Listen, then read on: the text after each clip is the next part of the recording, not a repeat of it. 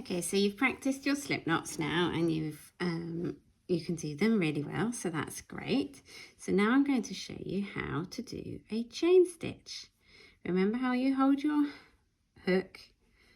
I'm going to wrap the yarn around my hand, and I'm also going to hold on to the tail end.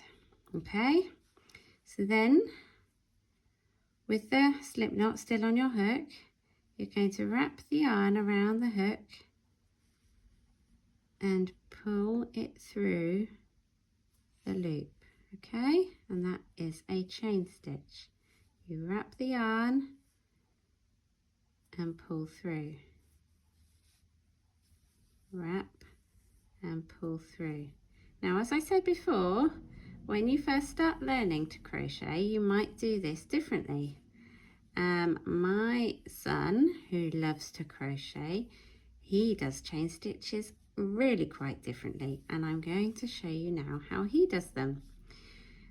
So have a look at how I'm doing them, wrapping the yarn over and pulling through, and have a look how he does them. He does them more like this. He wraps the yarn over and then he pulls the loop over the hook like that.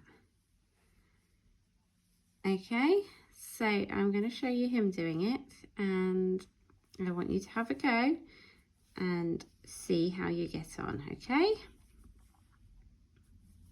And then we'll be doing a little project or a few projects at the end of this module to really make sure that you can do a chain stitch properly and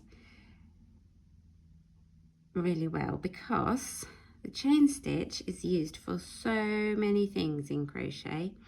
It's the start of pretty much every project, and you also use it up the sides when you're turning a corner, and in lots and lots of different places. So you really need to know how to do it and to practice really hard until you've definitely got it.